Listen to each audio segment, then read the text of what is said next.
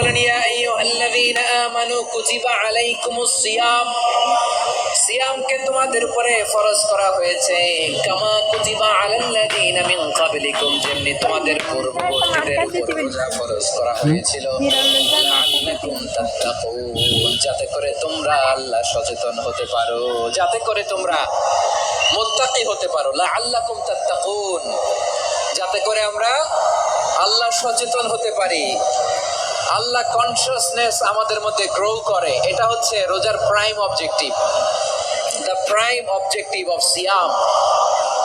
অনেকে জিজ্ঞেস করলে অনেকে বলে রোজার মূল উদ্দেশ্য হচ্ছে না খেয়ে থাকা। না, অনেকে বলে গরিবদের কষ্ট অনুধাবন করা রোজার উদ্দেশ্য। না, রোজার উদ্দেশ্য কি, সিয়াম পালনের উদ্দেশ্য কি, এটা আল্লাহ তাআলা স্পষ্ট এই আয়াতের পেছনে বলেছেন যে লাআল্লাকুম তাত্তাকুন, যাতে করে তোমরা আল্লাহ সচেতন হতে পারো, আল্লাহ ভীতি তোমাদের মধ্যে গ্রো করে, গড কনসিয়াসনেস, আল্লাহ কনসিয়াসনেস, আল্লাহ সচেতনতা যেন বাড়ে, দ্য সেন্স অফ অ্যাকাউন্টেবিলিটি, আল্লাহর সুপ্রিম কোর্টের কাঠগড়া এই দুনিয়াতে আমি যাই করলাম তার সবকিছু যে পাই টু পাই হিসাব দিতে হবে, এই sense, to enhance the sense that whatever we do, Allah is watching me.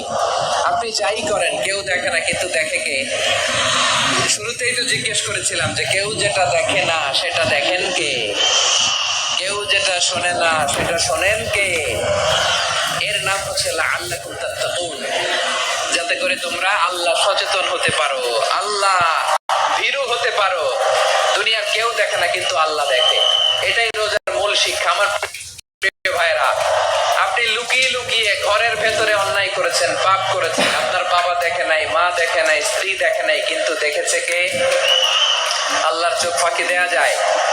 আচ্ছা, বুঝে থাকলে বলেন তো, সিসি ক্যামেরার চোখ ফাঁকি দেয়া যায়?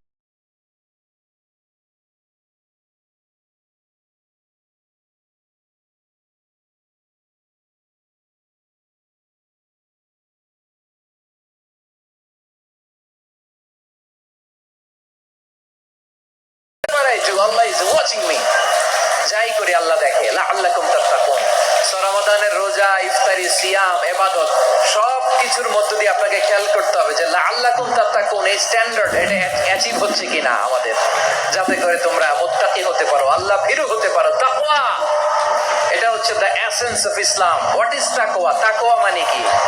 তাকওয়ার সংজ্ঞা অনেকে অনেক ভাবে দিয়েছেন। আমি সরাসরি সাহাবাদের কাছ থেকে একটা সংজ্ঞা আপনাদের শোনাচ্ছি। ওমরে ফারুক রাদিয়াল্লাহু তাআলা আনহু উবাই ইবনে কাব রাদিয়াল্লাহু তাআলা আনহুকে জিজ্ঞেস করেছিলেন, ইয়া উবাই মা হুয়া তাকওয়া, হে উবাই তাকওয়া কি? তাকওয়া কাকে বলে? উবাই ইবনে কাব তিনি প্রশ্নের উত্তর না দিয়ে উনিও আবার প্রশ্ন ছুড়লেন। তিনি বললেন, ইয়া আমিরুল মুমিনিন, আমা সালাকতা তরিকান যা শাউক, আপনি কি কাঁটাযুক্ত রাস্তা দিয়ে মরুভূমিতে কখনো হেঁটেছেন? যে রাস্তার চারদিকে ক্যাকটাস, গুলমলতার কাঁটা, হেঁটেছেন? ওমরে ফারুক বললেন, না হেঁটেছি। বালা, হেঁটেছি। কাইফা আমিলতা, কিভাবে হেঁটেছেন? ওমরে ফারুক বললেন, শাম্মারতু ওয়াজতাহাতু, আমি আমার জামা, জুব্বা আর চাদর আঁটোসাঁটো করে গায়ের সাথে এমন ভাবে মিলিয়ে রেখেছি, এমন সাবধানে হেঁটেছি যাতে করে মরুভূমির ক্যাকটাসের গুলমলতার কাঁটা আমার গায়ে বিঁধে না যায়। উবাই ইবনে কাব বললেন, ফাযালিকা হুয়া তাকওয়া, আরে তাহলে আপনি তো ঠিকই জানেন তাকওয়া মানে কি, এটাই তো তাকওয়া। ওই রাস্তা দিয়ে যেভাবে হেঁটেছেন পুরো দুনিয়ার জিন্দেগিটা এইভাবে সাবধানে চলার নামই হচ্ছে তাকওয়া। চিল্লায় বলো ঠিক কিনা?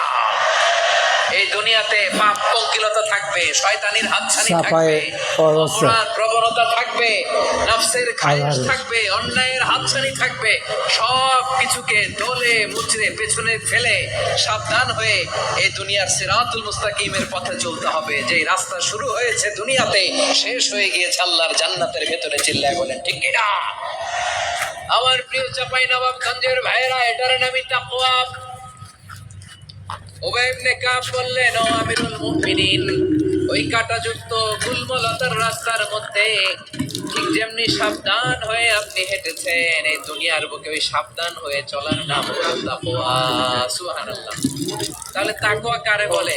আমার চাঁপাইনবাবগঞ্জের কলেজের টুকরা ভাইয়েরা, বুঝতে পারছেন আপনারা? হ্যাঁ, তাকওয়ার শুধু দুইটা নমুনা আপনাদের সামনে পেশ করবো, আপনাদের ক্লিয়ার হয়ে যাবে। একটা নমুনা তো দিলাম, আরেকটা নমুনা, সেটাও ওমরে ফারুক রাদিয়াল্লাহু তাআলা আনহুর জীবনী থেকে। উনি ছিলেন ন্যায়পরায়ণ শাসক।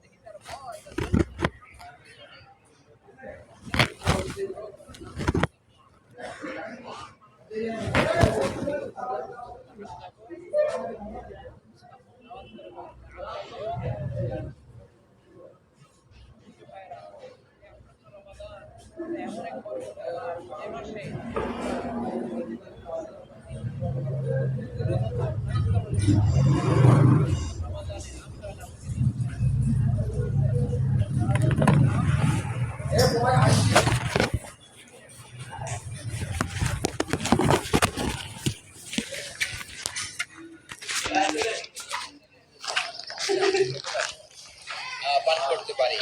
বিবাহিতরা দিনের বেলায় স্ত্রীর সাথে মেলামেশা করতে চাইলে করতে পারে, কিন্তু রমাদানে দিনের বেলা খেতে মনে চায় কিন্তু আমরা খাই। আমার প্রবৃত্তি খেতে চায় কিন্তু প্রবৃত্তির কথা আমরা শুনি, কথা কয় না। রমজানে খেতে মন চাইলে আমরা খাই, তৃষ্ণায় গলা ফেটে যায়, গলার ছাতি ফেটে যায়, কিন্তু এক ঢোক পানি কি আমরা গিলি? বিবাহিতরা দিনের বেলা স্ত্রীর সাথে কি মেলামেশায় যায় না। তার মানে সারা বছর নফস আমাদেরকে নিয়ন্ত্রণ করে, আর রমাদানে নফসের উপর আমরা নিয়ন্ত্রণ প্রতিষ্ঠা করি। নফসের লাগাম আমরা রমাদানে টেনে ধরে চিল্লায় বলে ঠিক কিনা? এজন্য আমার প্রিয় ভাইয়েরা, নফসের উপরে নিয়ন্ত্রণ নিতে চাইলে রমাদানের রোজার কোনো বিকল্প নাই। এটা এমন মাস যে মাসের ফজিলতেরও কোনো শেষ নাই। এই মাসকে বলা হয় দ্য মান্থ অফ হোপ। এটা আশা জাগানিয়া মাস। রমজানের কথা শুনলে আশা জাগে না হৃদয়ে? হ্যাঁ, ইদা জাআ রমাদান ফুতিহাত আবওয়াবুস সামা ওয়া গুলিকাত আবওয়াবু জাহান্নাম ওয়া সুফিদাতিশ শায়াতিন। রমাদান আসলে আকাশের দরজাগুলো খুলে দেওয়া হয়, মানে জান্নাতের। জাহান্নামের দরজাগুলোকে লক করে দেওয়া হয়, শয়তানকে চেইন আপ করা হয়। ইবাদত করলে শুধু করতেই মনে চায়। চিল্লায় বলেন না সুবহানাল্লাহ। রমজানে ইবাদতে যেই মজা পাওয়া যায় সারা বছর অন্য কোনো মাসে এই মজা আপনি পান? আমার চাঁপাইনবাবগঞ্জের ভাইরা আওয়াজ করে বলেন না, রমজানে ইবাদতে যেই মজা অন্য মাসে এটা পান? কারণ রমজানে ইবাদত করলে সওয়াবও বেশি, ইবাদতের একটা পরিবেশ থাকে, ঠিক না বলেন? অন্য মাসে ইবাদত করলে সওয়াব পাওয়া যায় গানি দিকে, রমজানে ইবাদত করলে সওয়াব বাড়তে থাকে গানি চেমিটি করে।